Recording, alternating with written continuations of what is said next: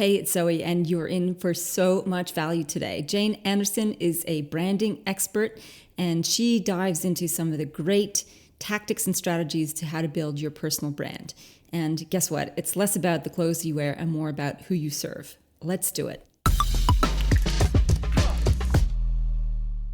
All right, welcome to the podcast, Jane Anderson. I'm so excited to have you here.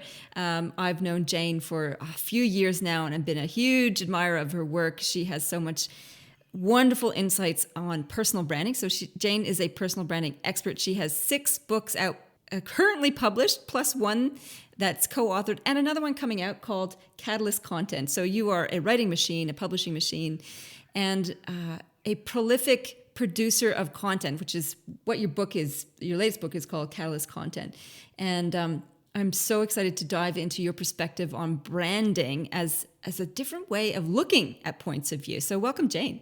Oh, thanks so much for having me, Zoe. I feel so lucky to how cool is it to just hang out and jump on a podcast? And I just think this is so awesome. And to hang out with you, especially. So, yeah, it's been wonderful to know you for so long and then to do this. So very, very special. Thank you.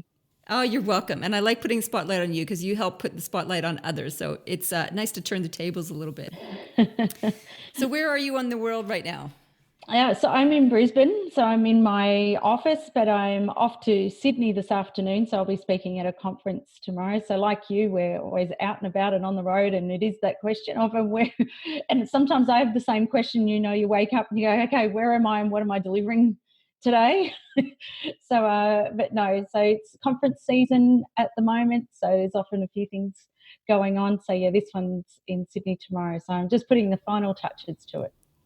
Lovely. That's fantastic.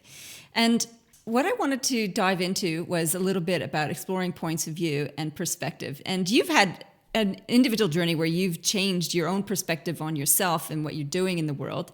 Can you give us a little bit of, the showreel highlights of the showreel, of the turning points in your world where you changed how you looked at yourself and what you were doing as an expert and as a professional and as a person? I'd love to hear a little bit about that. Yeah, such a great question. And there's so many, so you kind of just, what are the main ones? But I guess, I grew up in country New South Wales. So I grew up with a pretty, just hardworking, middle class family. And where were you? Country New South Wales. So I have a country lot New of South rural. Wales. So yeah, I grew up in Lismore in northern New South Wales. So awesome. No, that wasn't me. That's what everybody thinks that I did, and I didn't. For those who didn't understand that reference, that was Jane pulling a reefer, like pretending to smoke a joint. But all my family are in like Lennox Head and Ballina, and they all live around that area. So nice. So I still go home occasionally. But growing up, I started off. It was my first job while I was in high school. And I went to work for a company called Mather's Shoes. It was my Thursday night and Saturday morning job.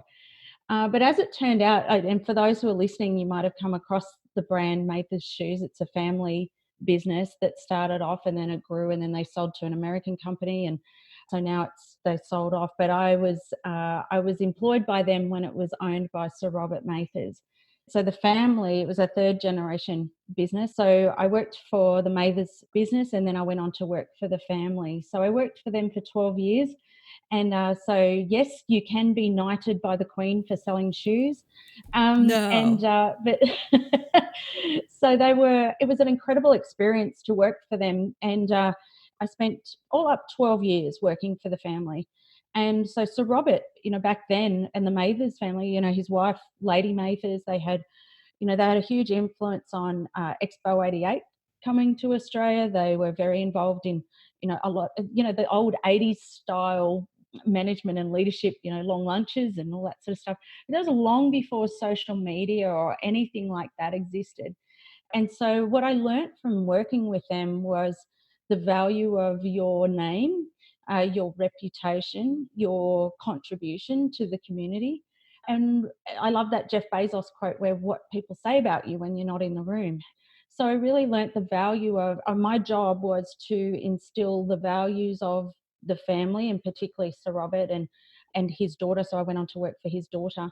my job was to instill the values of the family across the business so that those values were upheld by the team members, by the managers, and so that created the customer experience in the stores. So working for them was probably really significant in terms of, I guess, how I just operate day to day now. Then I did a marketing degree. So I worked, I went to work in large organizations, and I ran the training department for super retail groups. So Super Cheap Auto, BCF, Gold Cross Cycles, Raise Outdoors. So I was the learning and development manager there for about 10,000 people. So you, you, And you studied marketing, but you did learning and development? yeah, I ended up in HR and training. And so I've always sort of ended up, I was a HR advisor in government for some time. Oh my God. So I've always sort of dabbled, and it's always come back to like comms. So whether it's internal comms or marketing comms, strategic, and essentially strategic comms. So, and building leaders' brands. So I have a marketing hat often on, and I have a leadership hat. And so I kind of dabble between the two a little bit. And then I left corporate, got divorced. Divorce was a really significant turning point for me. That was where I had to really reinvent and redefine my purpose and all those parts of you that are your identity. And started on the quest of what I really wanted to do. I felt like I had a second chance. So now I got to really start my business. I got to do all those types of things. And so By here the we way, are that's a today. lovely reframe for divorce. My husband's a divorce lawyer, so he All helps right. people Wow. get a second chance every day, I guess. Yeah. But, there's so many different ways to interpret the divorce experience, and the fact that you've framed it as a second chance to do what I want, I think it's fantastic. And I have a number of clients who are going through divorce processes right now, so that's helpful. It's helpful for them to hear that. Yeah, look, it's an excruciating, painful process because you lose a part. The big hit is your identity and who you are, and so to be able to get the opportunity to reframe and, like you said, go, okay, well, that's one chapter. That's not going to be the end of the book. That's going to be, that's just one chapter. We keep going. It's about not letting it define you, allowing it to. I think, as Brene Brown says, your story can be either what. It has power over you, or you can use it to empower others. So Beautiful. So I yeah, don't envy your husband though. I know, right? So That's a we're like tough opposite ends of the gig. spectrum. He helps people at a very different time in their life than I do. Even though when I'm working with people, sometimes they go through that. Yeah, it's a different kind of work, and he's the perfect guy for it because he's such a logical dude. Whereas I am. That is not one of my superpowers Yeah. necessarily. Oh, well, people really rely on that in tough times. So, They he's in the do. right role. That's right. It's good to have somebody stoic who can just keep plowing through the choppy waters with you. So, all right. So, second chance, off you go. You're starting your own thing. Yeah, second chance. So I thought, right, this is my opportunity because while I was married, I was never allowed to have my business. I had to stay in a job. So of course, as soon as those papers were through, I'm like, right. So no mucking around because I knew I wanted to have my own business and my own practice since I was about 10. So it'd always been something I wanted to do. So started, and I didn't have very much money from the divorce, but I thought, okay, well, I just need some help to understand things like, like I didn't do when I did marketing at uni. Back then, we didn't have SEO and AdWords and all these things because I went into HR and learning and development for some time. I felt like I didn't understand the digital world. So I paid some people to help me. I lost all my money on trying to get them to help because I thought I didn't know. And as it turned out, I actually did, but I just didn't trust myself. So as a result, I went and tried to work out, okay, well, how do you market a business today? Because it's so different than it was back when I worked with the Mavis family. There was no digital back then. And as a result, I started to work on a formula, and I thought, I just need to go back to what are the fundamentals of marketing. I did a degree in this thing. Like, seriously, you should know. So I started to put together a bit of a formula of, okay, well, here are all the things that started to work. And so as I built my practice, then other people started to teach other people the formula and the process. And so that's out there. We've got practitioners who are working with experts in their field who certified in that formula now. And it's a way to help people build their practices and businesses when they don't have to spend any money. So they're Well, often things let me that have just got. insert a plug for you here because I think it's worth noting that Crystal, my business manager, and I did your course, Expert to Influencer, about a month or so ago. Maybe it's 2 months, I can't remember. And it was excellent. So yeah, you got your 12 key skills that you need to implement to market your business. Away you go. And you can sequence it and it doesn't feel overwhelming. It's just like little bite-sized chunks that you can help progress and build your visibility and get some traction and getting new clients to serve. So that's a little my experience with you on the technical side of things. So yeah, good on you for backing yourself and jumping into that and mapping it out for yourself. I can imagine that was probably after losing all your money, trusting other experts and failing, and then to like, well, you have to trust yourself in the end, can't you? You can't just depend on everybody else. I like that pivot point as well. Yeah, so and not just trusting yourself, but now teaching it. Like I didn't sort of imagine myself teaching it. That sort of was going, oh, okay, wow, all right, this and it does actually work. So yeah, so I did that, and then and so now just out working with so a balance of experts in their field. So I've built a personal brand. So particularly if they're operating under their name.com, or equally working within organisations and particularly leaders around their leadership presence and personal brand and their communications with that. So yeah, now working with both those markets and speaking, writing books, running workshops, all that sort of stuff. That's awesome. So I want to talk specifically about leaders and helping them build their presence in their brand, because in the work that I do, it's all about how I help leaders see from the inside out. So how do they see themselves, how they see others, how they see the world, and how they navigate that, which is one perspective. And the way that you work with people is a little bit different. How do you craft a presence that helps people to perceive you? I'm like, wow, I don't really work with leaders on that necessarily. So what kinds of things do you start with when you're helping a leader define their brand and then craft it? Yeah, I think there's one of the things that probably comes up is a lot of people think that, personal brand sounds like something that people need if they've got too much time and money on their hands. Um, but the reality is we've all got one, whether we like it or not. It's just whether it's the one that you want, and is it serving you. So like you said, there's still a lot of that internal work that we have to do. We have to look at, who are you, what drives you, so what's your vision, what's your purpose, why are you here. Values, because values will ultimately create what the behavior is, and so that's how people will see that on the outer surface. So there's all these things that are often happening, but they're happening unconsciously. So I've got a sense of a vision, I've got a sense of a purpose, I've got a bit of an idea of my values, and but what we do is personal branding in that sense is actually more about conscious choice. So it's looking at it and going, okay, so now that we can see these facets, and I think of it a bit like a diamond, is that you've got all these facets of your personality or your who you are, your history, where you're from, that form your identity, your interests, all that sort of stuff. So what we have to look at is based on the goals that you're trying to achieve in the next 10 years, 5 years, 12 to 18 months, which facets need to be amplified.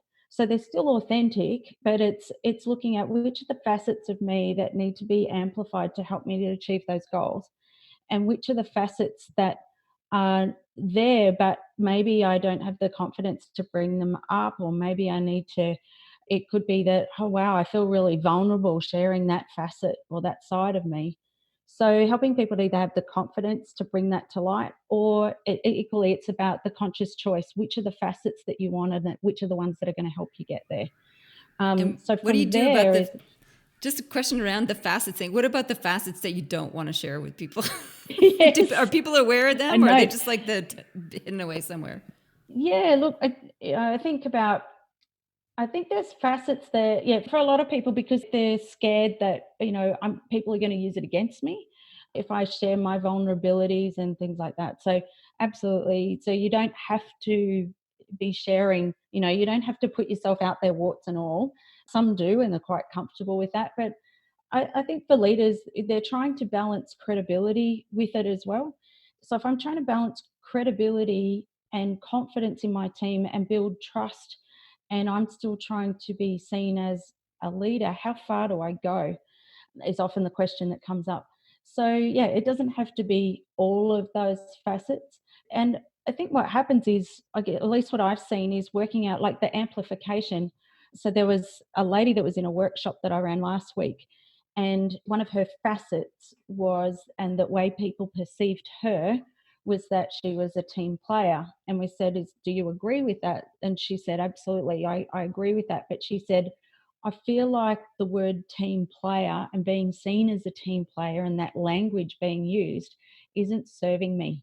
Because she said, I feel like that I get dumped with jobs or tasks within my team that because I'm a team player, people know I'll just do it because I'm seeing the greater good of the team. But she said, I just don't think that that's serving me well. And I think that's actually holding me back from stepping into being a leader. And so we said, well, if you had to amplify that facet, what would be the amplification or the elevation of that language? And we came up with collaboration. So she said, I really want to see myself as a collaborative leader. I partner with people to help them get the best out of them. So it was still the balance of how people saw her. It was still her identity, but making a conscious choice about, is that the right language to help her to achieve her goals? Yeah, that's wonderful. I mean, I think that's a really nice spin or amplification, as you call it, of an attribute which is good in one context and not so good if the brand that you're trying to portray is a little bit more authoritative and wanting to be more respected, I guess, and be seen as a leader. So, how did you get feedback? Like, how did people get feedback? They just ask people in the room, or do you have a process so they can get feedback from their peers? So, how does that work? Yeah, there's a few different ways I can do it. But what I did with this particular group is I do an activity. If I've got a really big group and I haven't got a lot of time and we're not doing full 360 online assessments, we can go down that path if people want to. But this activity, what I did was I get each person to put their name on a sheet of A4 paper and it gets stuck around the room. And then each person is given a bunch of post-it notes. And my question to them is, what is the greatest value that this person brings to work and to the organization or to you as a team member? And they can put as many post-it notes on there as they like. Some of them, like this group was 35 people in the group. So she had 35 post-it notes to work with. Just on that, it's a really powerful exercise. It's quite extraordinary because it's quite often one of the only experiences in people's careers where they may get to see themselves through the eyes of other people. It doesn't happen very often. So I think it's a really powerful activity to do that's simple. So in her case, through the 35, her job was then to sift through the 35 to identify were there any similarities. And then out of those, she had to identify three. What were the three big standout ones that was still in the language of those people, so she couldn't put her language over it. So a lot of teamwork came up. Then she got to make the conscious choice about, out of those three, my question to her was, so what's that about? Those three, if you had to choose what those three are, what is that about? And so she said, well, I think it's about being a team player. I agree with that.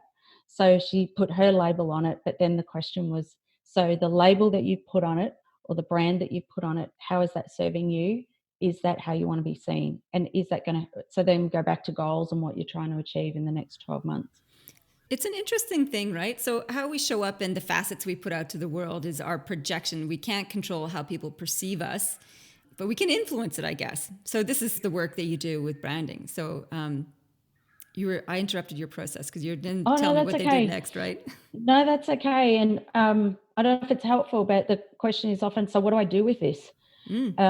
Now that I've got this word, and this word, by the way, is just one facet. I mean, she got 34 facets, which is such a gift, but making a conscious choice about this particular one. So there are a bunch of things about, okay, now I'm making a conscious choice about, which is why I'm writing Catalyst content, is she's got to think about, well, okay, if I want to be known as a collaborative leader, now I've got to work out what are the communication channels that I need to use, and how am I going to explain that to people? How am I going to unpack my expertise and my knowledge? How can I teach other people to be collaborative? If this is my genius, then I've got to start finding ways to make it come to life so that I'm known for that. So We put together a mentor plan. So, who is it that you need to spend a bit more time with? Who do you know who is really good at collaboration? And so, to bring more of that out in her. So, it creates a permission. It's also things like working out how can she contribute to some of the online, like they have an intranet platform.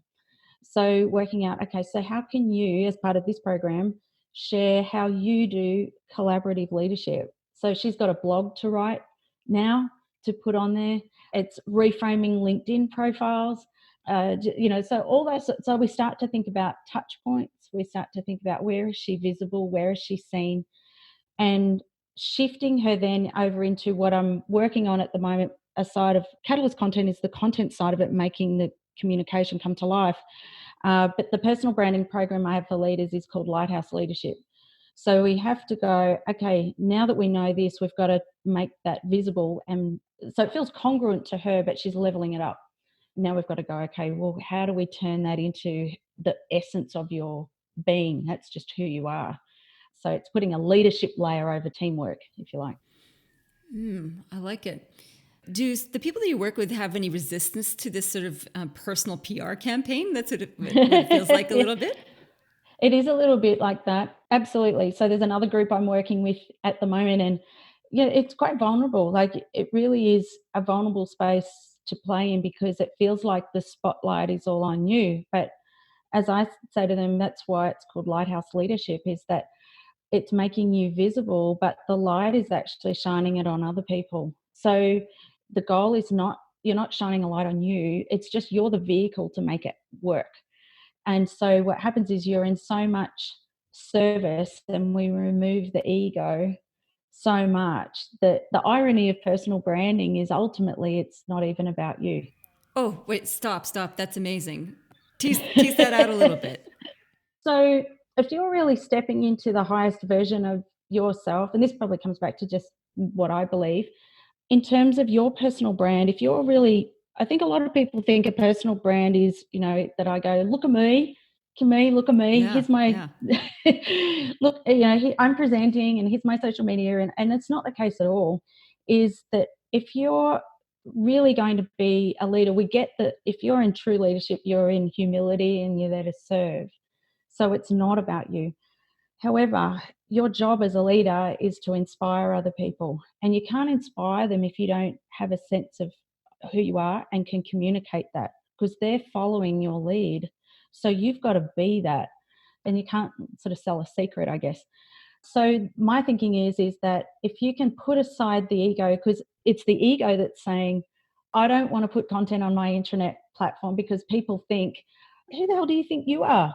Like, who are you to put that up? What would you know? And you have to put yourself, the ego aside, and go, you know what? I'm prepared to cop that. If that's what people think, if that's what people say, and I get that that's hard because when you're in an organization, you've got, there's a lot of power dynamics going on, and there's fear of, how will this affect my job, and what if it affects me in promotions and things like that.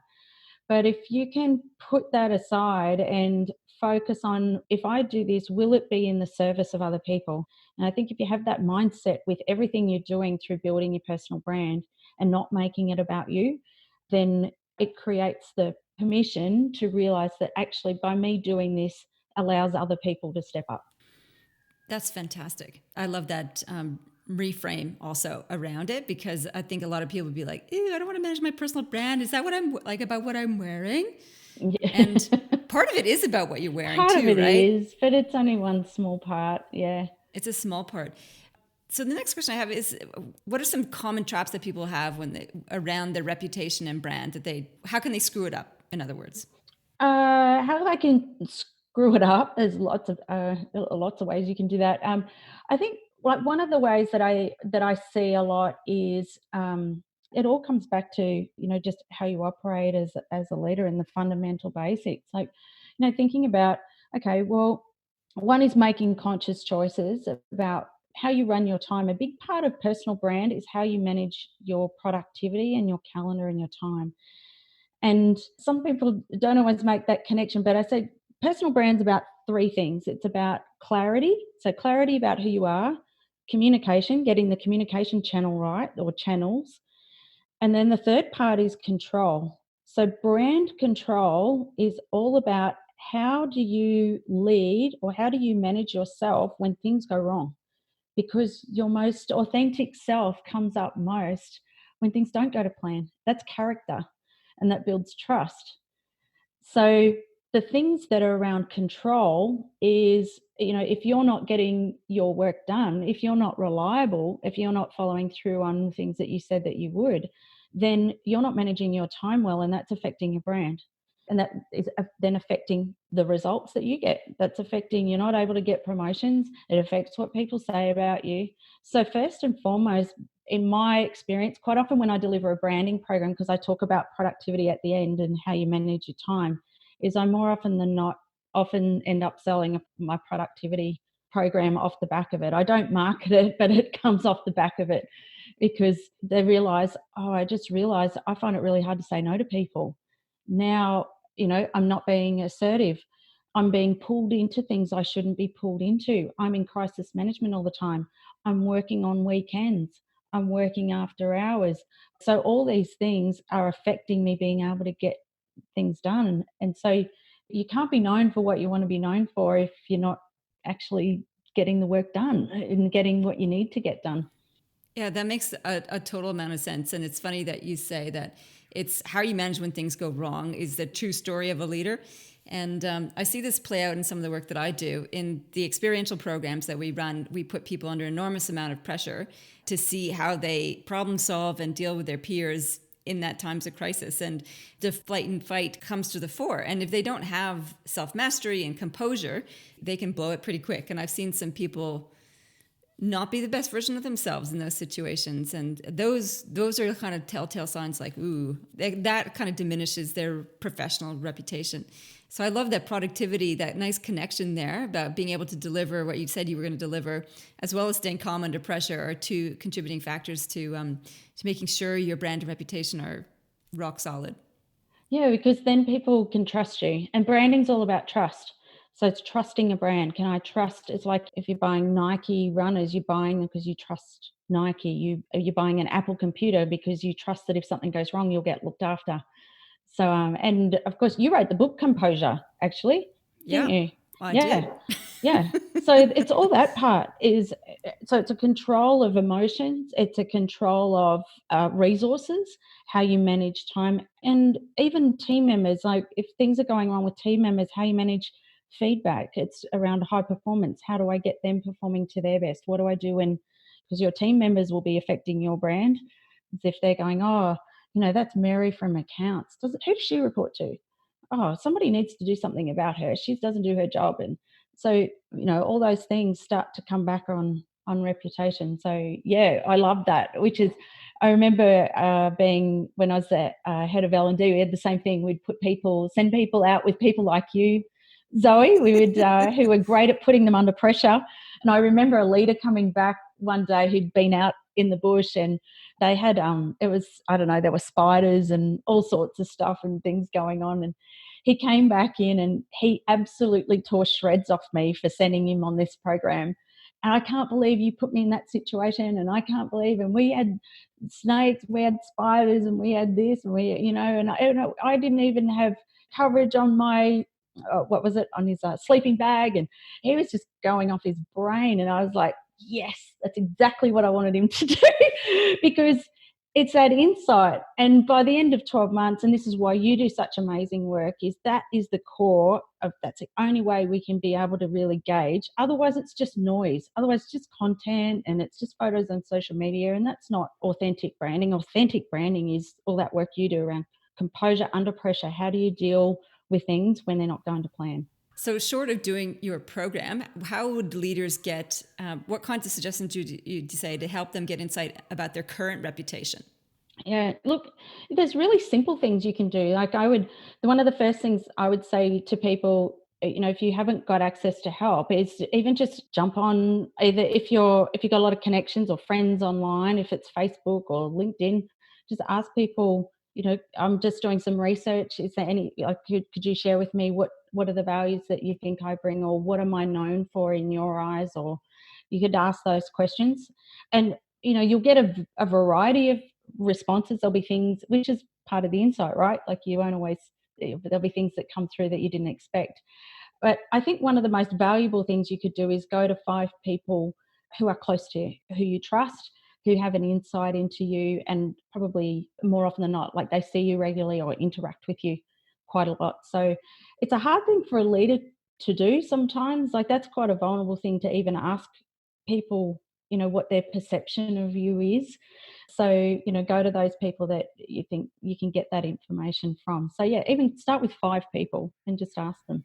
And it is. It's an incredibly powerful thing to do to get that insight from others. And people are actually, when I've had clients do something similar in a different context and ask for insights from their colleagues or friends, and what they're surprised by is how honored the other people feel to be asked to give Yes. that. And Yeah. and that's what I do to help them, reassure them. Look, it's going to be good. They're going to feel honored that you're asking them. Like, and then they're surprised when it's true. It is. It's a genuine honor to be asked to be in service to others. So I've got a client who's been with me for years and has been on a break for a while, and then he's come back and said, "I'm doing this process, asking people about me. You've known me for 13 years. Can we meet? And can you tell me about this, this, and this about me?" I'm like, "Of course." Yeah. I'd be delighted to. Yeah. And what a gift. Yeah, and it's so lovely to receive it, give you a huge insight.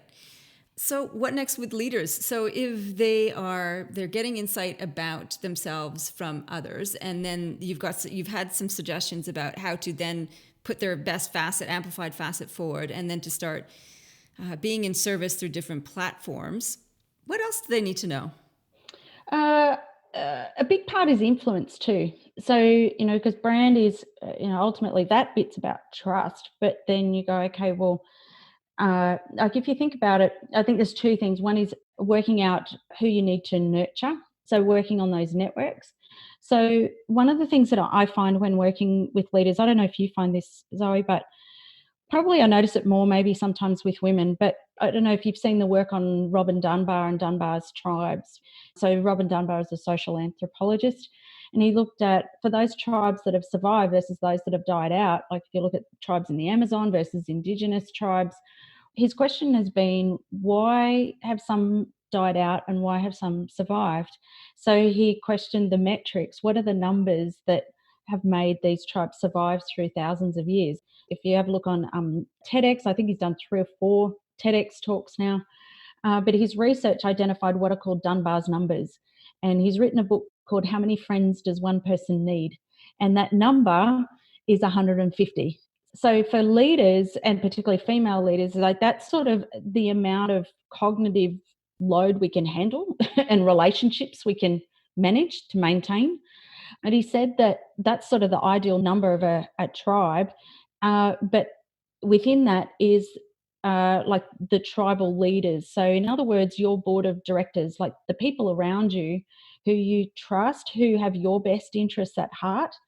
And those people help you to have greater confidence, and they also help you to, they're different aspects to roles that they have. So I know Janine Garner in her book, her fantastic book From Me to We.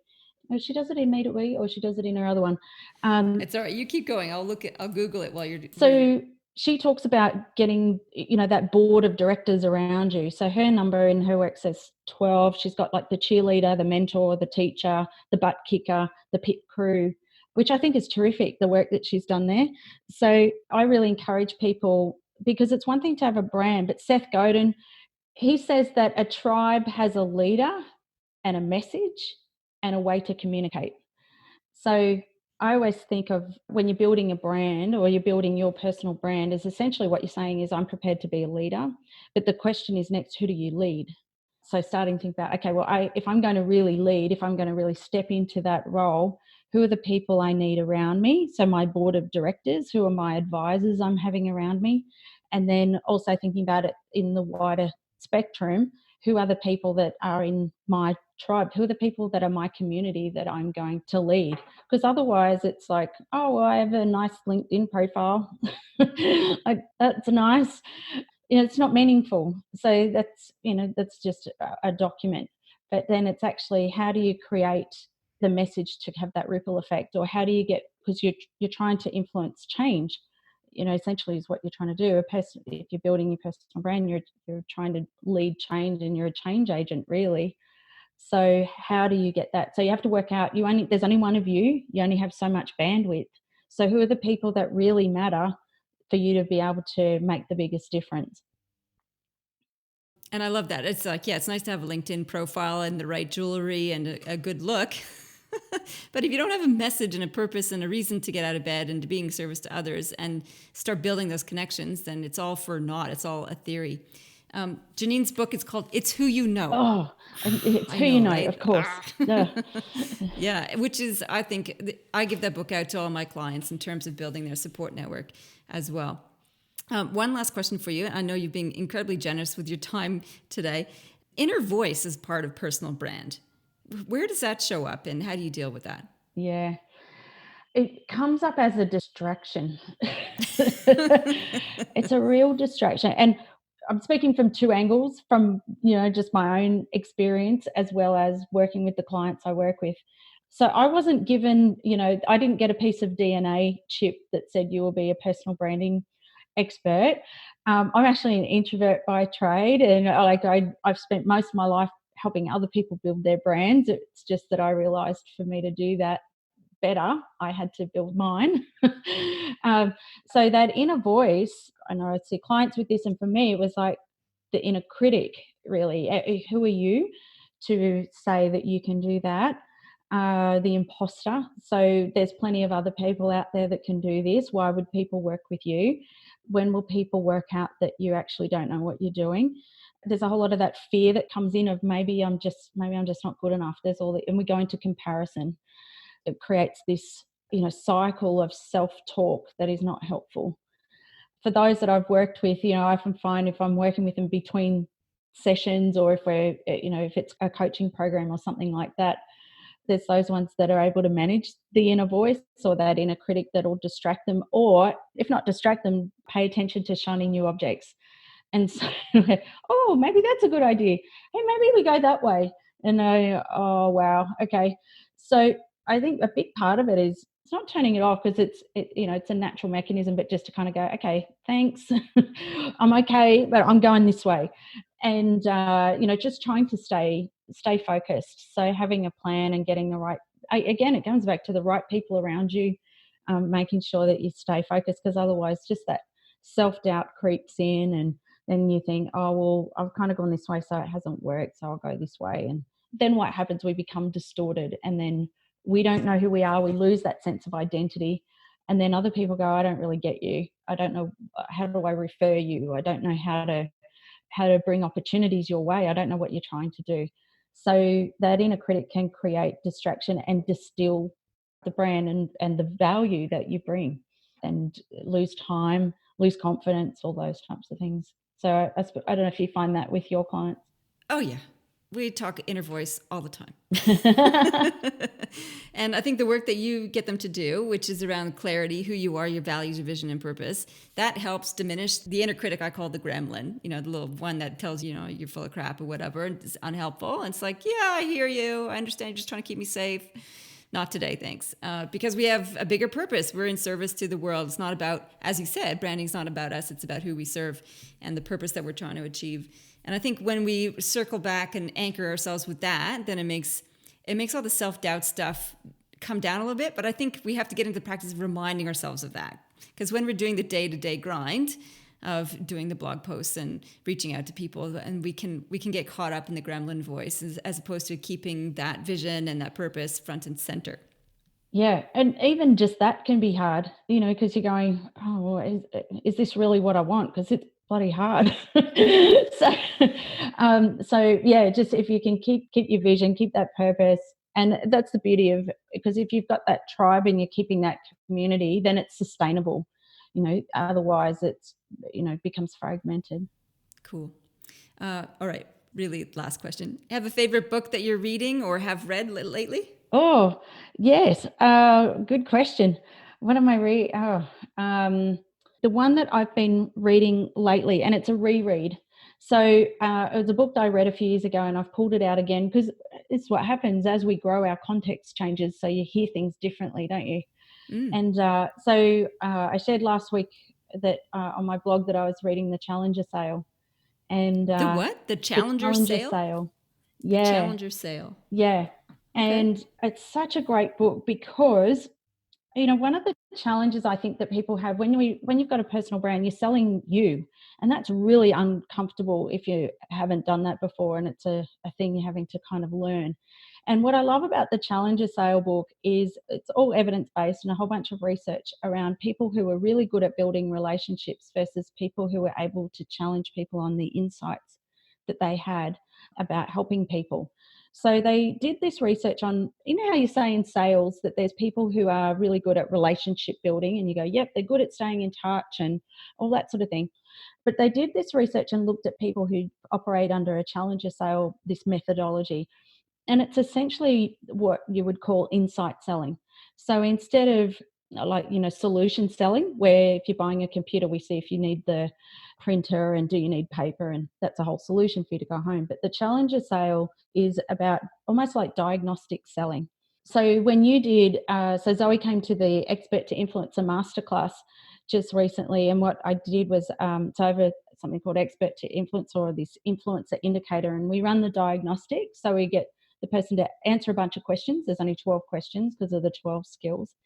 And out of that, we identify exactly where the gaps are. And like you said, so you can sequence where you spend your time, resources, and consciously choose what you need, because now you've got the insight on what areas of your practice need to be built. So it's the same for a lot of people, because otherwise what happens, a lot of people, particularly if they've got their own practice, if they're operating on their personal brand, will say, I need a Facebook ads expert. I need someone to help me do Facebook ads because I need more sales, or I need more leads.